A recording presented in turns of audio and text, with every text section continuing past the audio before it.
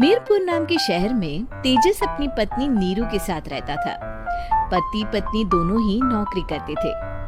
एक दिन तेजस गांव अपनी माँ के पास फोन करता है। हेलो, प्रणाम माँ। जीते रहो माँ, तुम दादी बनने वाली हो। हैं? अरे वाह, ठीक है बेटा, मैं कल ही आती हूँ। जब माँ जी शहर पहुंची तो बेटे बहू ने बहुत अच्छे से स्वागत किया। लीजिए माँ जी, चाय। अरे गर्मा गर्म पकोड़े ले आओ माँ के लिए। नीरू रसोई में गई और 2 मिनट में ही पकोड़े ले आई। जी ये लीजिए। बहू जादू से बनाए हैं क्या? अभी तो रसोई में गई थी। यम्मी। माँ जी, शीला रसोई में पकोड़े तल रही है, मैं बस लेकर आई। हे भगवान, मेरा धर्म भ्रष्ट कर दिया तूने। अब तो गंगा जल से शुद्धिकरण करना होगा। दूसरे दिन, माँ जी मैंने नाश्ता बना दिया है, ऑफिस जा रही हूँ। पर अभी तो घर का सारा काम पड़ा है। शीला आती ही होगी, झाड़ू पोछा बर्तन कपड़े वो सब कर लेगी। हमारे जमाने में घर का सारा काम हम ही करते थे। जी माँ जी, आप बहुत होशियार हैं, मैं घर ऑफिस दोनों नहीं संभाल पाती। तो जरूरत क्या है घर से बाहर जाकर चाकरी करने की? वैसे भी घर का काम खुद करने से घर में बरकत आती है, समझी? पर माँ जी। पर वर कुछ नहीं, इस महीने की पगार मिले फिर ऑफिस बंद है। हाँ। रात को नीरू तेजस से कहती है, सुनिए जी, माँ जी बोल रही थी कि मैं नौकरी छोड़ दूं। वैसे ठीक ही तो है, अभी तुम्हें आराम की जरूरत है। फिर भी आराम कहाँ, शीला को छुड़ाने के लिए बोल रही थी। तो अब 24 घंटे में इतना काम तो कर ही सकती हो। पर जॉब पसंद है मुझे, घर पर मन नहीं लगेगा। अगले दिन जब दोनों ऑफिस के लिए निकल रहे थे, मेरी तो कोई कीमत ही नहीं है इस घर में। माँ जी, आजकल महंगाई बहुत है, रहन सहन भी बदल गया है, दोनों नौकरी करते हैं तभी ठीक रहता है। अच्छा, तू कहना क्या चाहती है? मेरा बेटा तुझे बिठा के खिला नहीं सकता? तू ही इस घर का खर्च चला रही है, हैं? नहीं माँ जी, मेरा वो मतलब नहीं था। मतलब खूब समझती हूँ, ये बाल धूप में सफेद नहीं किए मैंने। हाँ। अब तो ये रोज का काम हो गया था। तेजस भी रोज की झिकझिक से परेशान हो गया था। एक दिन उसने कहा, नीरू, वैसे भी तुम्हें मैटरनिटी लीव मिलने वाली है, तो अभी से ही छुट्टी ले लो। पर क्या, मेरी सैलरी अच्छी खासी है। आखिर नीरू ने रिजाइन कर दिया। जब बच्चा हुआ तो घर में सब बहुत खुश हुए। कुछ दिनों बाद तेजस फाइल देख रहा था। क्या हुआ तेजस, कुछ परेशान लग रहे हो? हाँ, वो हमारी जितनी सेविंग्स थी वो तो हॉस्पिटल में और छठी के फंक्शन में खत्म हो गई है नीरू। और अभी वैसे मंदी चल रही है तो मैं बोल रही थी कल मुन्ना को हेपेटाइटिस का टीका लगवाना है। नीरू, क्या पोस्टपोन नहीं कर सकते? नहीं जी, बिल्कुल नहीं। अब तेजस को समझ में आ रहा था कि उससे गलती हुई है। पैसों की कमी का असर घर के माहौल पर भी पड़ रहा था। अगले दिन, बेटा मेरा चश्मा और ये दवाइयाँ ले आना, पर्चा देते हुए माँ जी ने कहा। जी। तेजस, मुन्ना के लिए दूध का डिब्बा और डायपर भी ले आना, और ये किराने के सामान की लिस्ट है, इसे भी लाना है।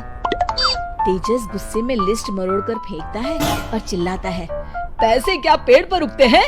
ये ले आना, वो ले आना। अरे पर ये जरूरत का सामान ही है। वो गुस्से में बिना कुछ कहे ऑफिस चला गया। अरे लंच तो ले जाइए। बैठ जाते हैं, लेकिन अगले दिन सास ने दोनों बहुओं को सबक सिखाने का फैसला किया। अगली शाम रसोई से बर्तन धोने की आवाज आती है। दीदी, अभी तो हम रसोई में गए भी नहीं, फिर ये बर्तन धोने की आवाज कहाँ से आ रही है? चलो देखते हैं। दोनों अंदर जाकर देखती हैं तो अनुज बर्तन मांज रहा होता है, रोहन धो रहा होता है और बूढ़ी सास पार्वती खाना बनाने लगती है। ये देख उन दोनों को बड़ी शर्मिंदगी होती है। ये आप सब क्या कर रहे हैं? बहू, अब तुम दोनों से तो ना बर्तन धुलते हैं ना खाना बनता है, तो हमने सोचा हम खुद ही ये काम कर लेते हैं ताकि हमें रात की रसोई खाना तो नसीब हो। तुम दोनों जाओ और आराम करो। नहीं माँ जी, हमें माफ कर दीजिए, हमारी रहते आपको ये सब काम करना पड़ रहा है। हाँ माँ जी, हमसे भूल हो गई, हमें अपनी गलती का एहसास हो चुका है। अब से आपको कभी शिकायत का मौका नहीं देंगे। हमारे रहते हमारे पतियों को जूठे बर्तन और माँ जी आपको खाना बनाना पड़ रहा है। नहीं नहीं नहीं, आप सब बाहर जाइए, हम 1 घंटे में खाना बनाकर लाते हैं। अच्छा ठीक है, तुम कहती हो तो रहने देते हैं। चलो बेटा। माँ और बेटे बाहर आकर खूब हंसते हैं और एक दूसरे को आंख मारकर कहते हैं, मिशन सक्सेसफुल।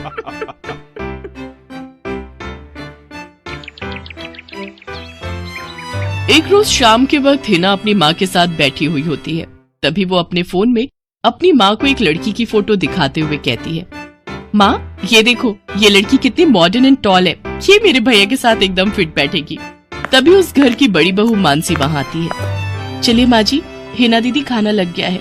बहू यहाँ तो आ, ये देख हम तेरे देवर के लिए रिश्ता.com की साइट पे लड़की ढूंढ रहे हैं, जो कि सुंदर होने के साथ साथ अमीर भी है। अब तेरे गरीब मायके वालों ने दहेज के नाम पर 1-2 चीज पकड़ा दी बस, इसलिए अब मैं अपनी छोटी बहू अमीर खानदान की लाऊंगी, जो कि भर भर कर दहेज लाए। हाँ, वो अपनी बड़ी बहू को ताने दे ही रही थी कि तभी उसका छोटा बेटा हितांश एक मॉडर्न लड़की के साथ घर आता है। उन दोनों के गले में वरमाला डली हुई थी। हितांश बेटा, ये लड़की कौन है? माँ, ये जूली है और हम दोनों ने शादी कर ली है। क्या तुम दोनों ने शादी कर ली? मैं नहीं मानती इस शादी को। हाँ तो किसे फर्क पड़ता है आपके मानने या ना मानने से? वैसे भी वो कहावत तो आपने सुनी ही होगी कि जब मियाँ बीबी राजी तो क्या करेगा काजी। मैं जानती हूँ, जरूर इस डायन ने ही तुझे भड़काया होगा। मैं इस डायन को हरगिज अपनी बहू नहीं मानूंगी। भले ही आप ना मानो, लेकिन लीगली तौर पर मैं ही तो हूँ आपकी बहू। इसलिए अब जल्दी से जाइए और आरती की थाली लाकर मेरा गृह प्रवेश कीजिए। सास बेमन से अपनी नई बहू का स्वागत करती है। जूली हितांश के साथ अपने कमरे में चली जाती है। हे राम, माँ अपनी इस नई छैल छबीली के तेवर देखे, इसके तो रंग ढंग ही अलग है, बड़ा ही घमंड है इसमें। तू चिंता मत कर बेटी, कल इसका ससुराल में पहला दिन है, तुम देखना अगर मैंने भी इसका घमंड चूर चूर नहीं किया तो। अगले दिन सुबह हितांश के पिता यानी जूली के ससुर अपनी पत्नी से कहते हैं, विमला देखो तो, सुबह के 10 बजने को है और ये नई बहू अभी तक अपने कमरे में सोई पड़ी है, और आज इसका रसोई में पहला दिन है और ये अभी तक अपने कमरे में है। तुम रुको जी, अभी मैं इसकी खबर लेती हूँ। नई बहू, अरे ओ नई बहू। कुछ देर बाद जूली वहाँ आती है। क्या बात है मम्मी जी, क्यों सुबह सुबह इस घर को मच्छी बाजार बनाकर रखा है? छोटी बहू, ये क्या तरीका है अपनी सास से बात करने का? हितांश, हितांश जरा बाहर आना तो। अब क्या हुआ जूली डार्लिंग? तुम चुपचाप से अपने बाप को समझा लो कि वो मुझसे तमीज में रहकर बात किया करे। पिताजी, आपने सुना जूली ने क्या कहा? नालायक, इस दिन के लिए पैदा किया है क्या तुझे कि तू अपनी बीवी का जोरू का गुलाम बन जाए? बस आपसे ही सीखा है पिताजी। जूली की सास खाने की लिस्ट नई बहू के हाथ में देती है और कहती है, ये ले, ये तेरी पहली रसोई की लिस्ट है। आज तुझे ये सब खाना हम सबके लिए बनाना है, और हाँ, उसके बाद किचन की साफ सफाई भी कर देना। सासू माँ, ना तो मैं खाना बनाऊंगी और ना ही सफाई करूंगी। बहू आई है घर में, कोई काम वाली बाई नहीं जो उसे आते ही काम बता दिए। भले ही ससुराल में मेरा पहला दिन हो, लेकिन इस पहले दिन से अब आप लोगों की जिंदगी बदलने वाली है। तो मेरी प्यारी ननद जी, पहले तो आप इस घर की साफ सफाई करोगी, और सासू माँ आप बनाएंगी खाना, और वो भी मेरी पसंद का। मैं ये सब नहीं करूंगी, समझी? देवरानी जी, ये सब क्या कह रही हैं आप?